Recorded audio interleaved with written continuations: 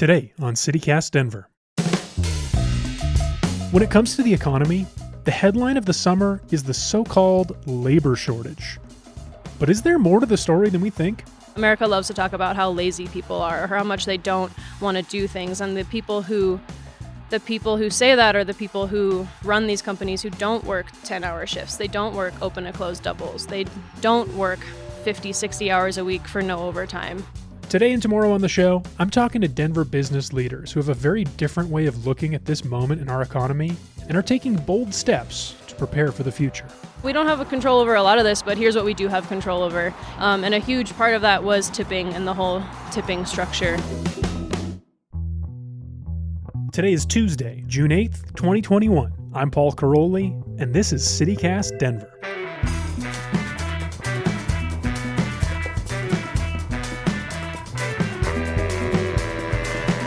I've got a fresh batch of news for you. It's going to be another hot one today. We're looking at clear, sunny skies and highs in the mid-90s. But hey, as of yesterday, a lot of our public pools are open, so maybe today's the day for a lunch hour swim. With Denver International Airport CEO Kim Day set to depart next month, Mayor Hancock named her successor yesterday. If our city council approves the pick, former RTD CEO Phil Washington will arrive back in Denver from a stint leading the LA Metropolitan Transportation Authority. And that means it'll be his responsibility to shepherd the absolute boondoggle of a Great Hall project to completion. Does Washington also think the airport should be a destination for fine dining and generally hanging out instead of tolerating for as little time as possible the way I treat it? I guess we'll find out soon. I, for one, will be totally fine if they never put up that weird little ice rink out there ever again. The one ice rink I will be paying attention to today is the one inside Ball Arena. It's Game 5 of the Avalanche's second-round matchup against the Vegas Golden Knights. And as promised, this series has been extremely tight. Just really high-quality, fast-paced, up-and-down hockey. It's been such a joy to watch. The Knights crushed the Avs on Sunday, tying the best-of-7 series at 2, so look for Nathan MacKinnon in the Avs' top line to have a little extra motivation on home ice tonight. I don't know about you, but for the past few weeks, my feeds have been full of chatter about a labor shortage in the service industry. A labor shortage is hitting hotels nationwide. Still, employers are reporting historic labor shortages. And some businesses are having trouble hiring enough workers to reopen fully. And this isn't just some big national economic trend. It's happening right here in Denver.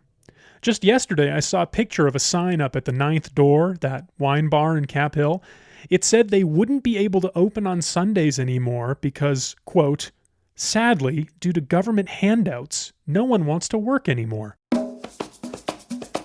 Personally, I'm skeptical of this whole labor shortage narrative. It seems to me that it's only a tiny piece of a much broader, much harder to define shift in our economy. Because this pandemic changed a lot of things, including how much we value our time and money. So today and tomorrow on the show, I'll be talking with local business leaders who have made big, risky decisions to adapt to that broader shift, to see if we can understand a little better what this new normal is going to feel like right here in Denver. I am, in fact, awake. But Elle Taylor is founder and co-owner of Amethyst Coffee, a small chain of specialty coffee shops.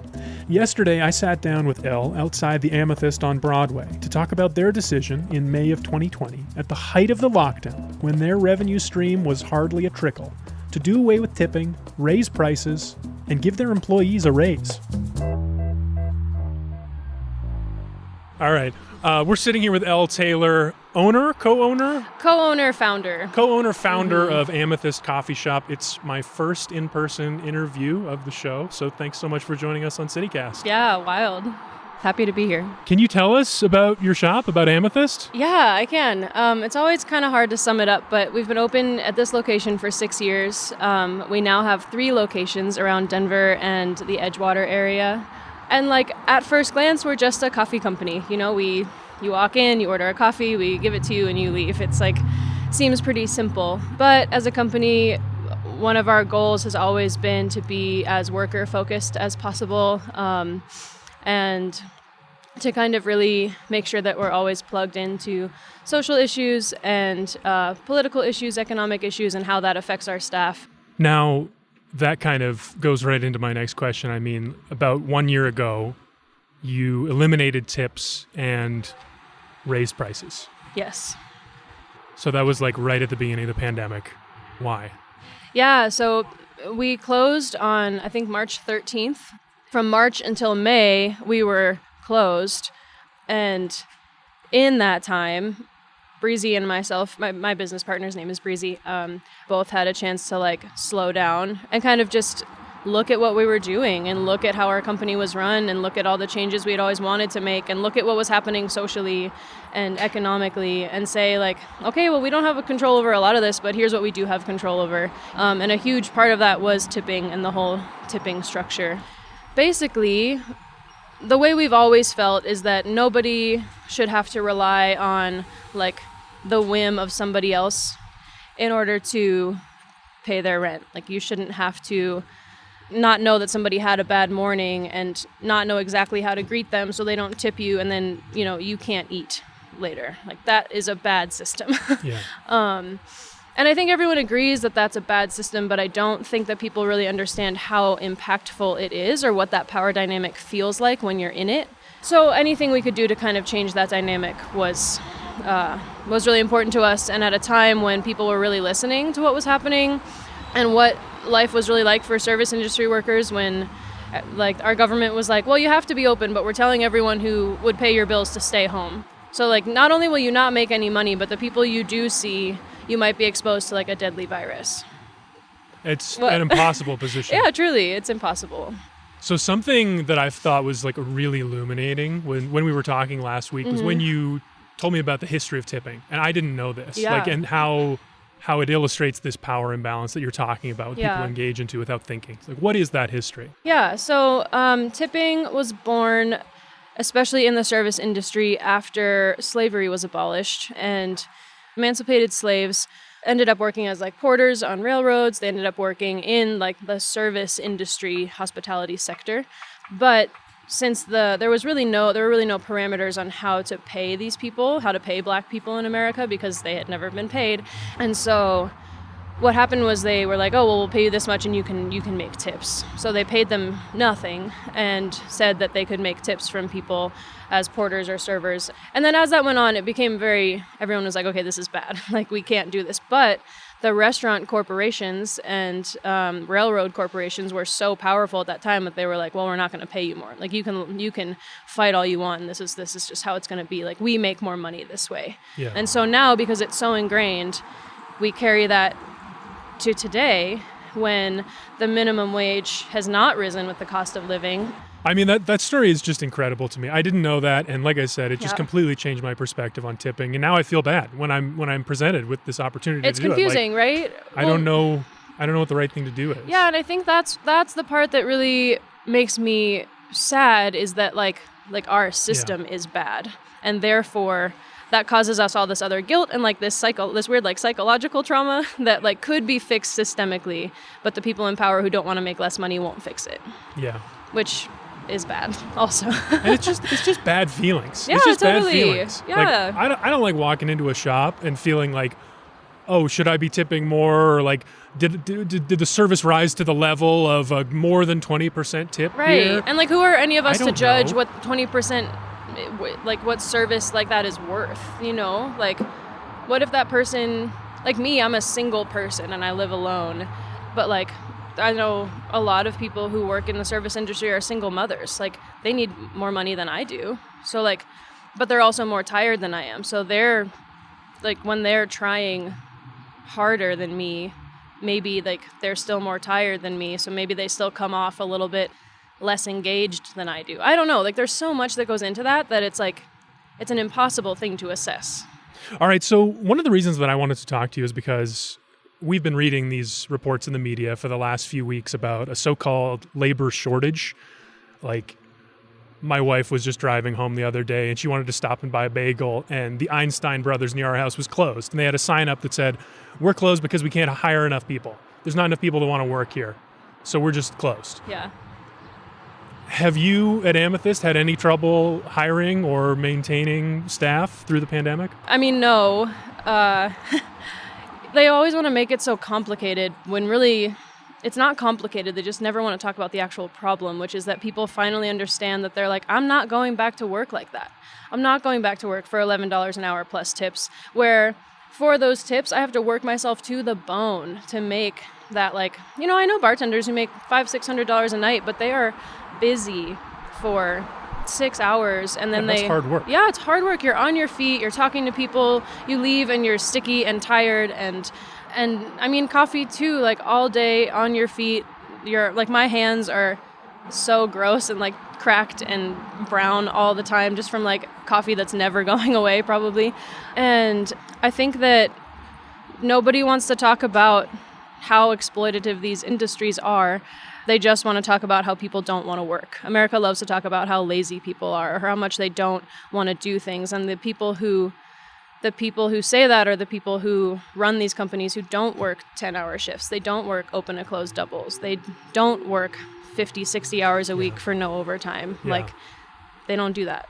Yeah, they're just seeing the numbers. They're not seeing what I think is the bigger story, that this is like the pandemic has sparked this change in values. Yeah. Like, that's what the economy really is just like people deciding how much a dollar is worth to them. Totally. And what they want to do to make that extra dollar.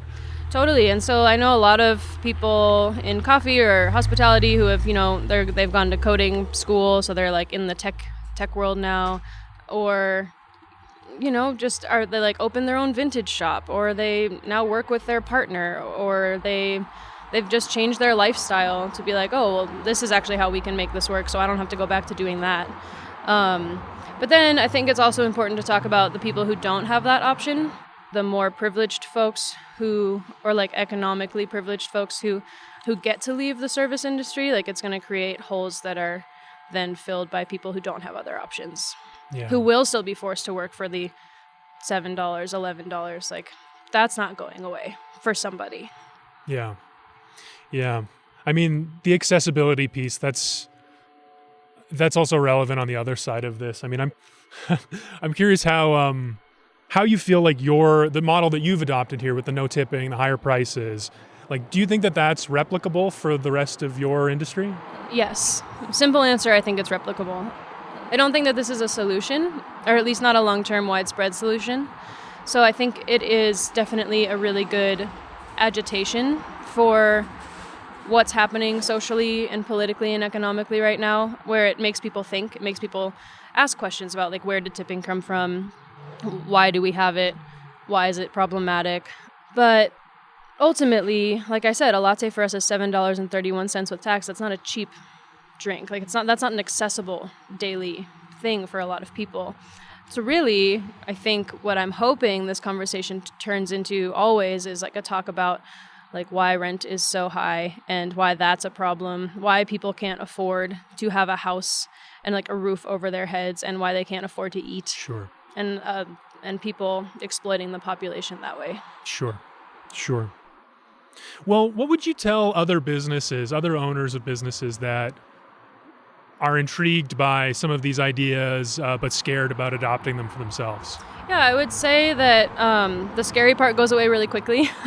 That once you kind of take the leap into making a change like this, like, I didn't make this change for 6 years. It took me 6 years and a pandemic to do this. And it wasn't just me, it was us. But once we did, it was, it's pretty commonplace now. Like, we get the couple people who are like, oh, that's too expensive. And I'm like, that's fine. But we always had those people. Yeah, I would say that at the end of the day, if you want to look at it from a cost perspective, you will retain your employees better the better you treat them. And that doesn't just mean like treating them nicely or with kindness. That means treating them with economic justice. Elle Taylor, thanks so much for joining us on CityCast. Yeah, thanks for having me. Tomorrow on the show, we're continuing our tour of the changing economy.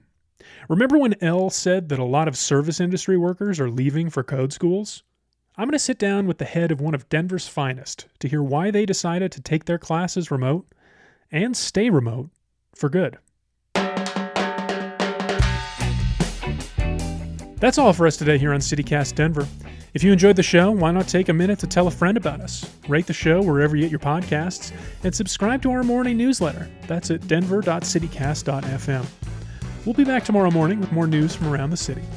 Until then, I hope you have a really good day.